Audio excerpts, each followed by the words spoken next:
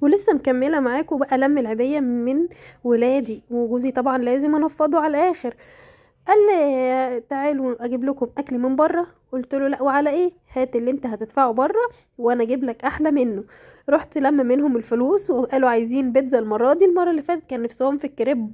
قمت بقى ما كدبتش خبر، جبت كيلو دقيق وعملت منه 5 بيتزات، حجم كبير قوي قوي. ايوه، ما انت لازم تبقي شاطره، خليكي ناصحة وواعية. عملت بقى العجينة، ولو عايزين تعرفوا كل التفاصيل والمكونات وعملت ايه، والله العظيم طلعت تحفة واتجننوا وقالوا مش عايزين ناكل من بره تاني خالص.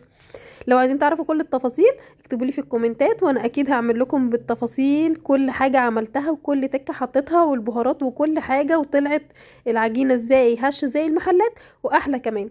عملتها زي ما انتم شايفين كده، وقسمتها قطع كور كده، وفردتها على طول في الصينيه، ما حطيتش على الترابيزه ولا دقيق ولا اي حاجه. حطيتها على طول مسحه زيت كده في الطاسه او في الصينيه، ورحت فردتها.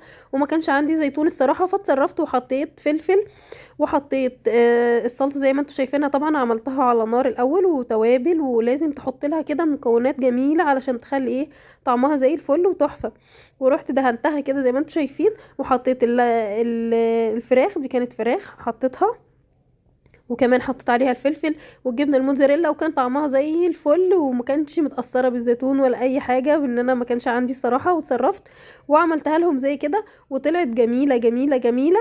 وكمان عملت لهم صينيه كيكه بالشوكولاته، والله كانت تحفه. بصوا بقى، وهي طلعت اول صينيه من الفرن عندي، وخليت جوزي قطعها بقى. قلت له تعالى لازم تنول شرف ان انت تقطعها، وتشوف بقى مراتك شاطره وايه، وتقولوا لي تسلم ايدك. قطعها. وبصوا بقى، عايزه اوريكم من حجم القطعه، والله كانت اسفنجيه وجميله وبألف هنا ليهم كلوها.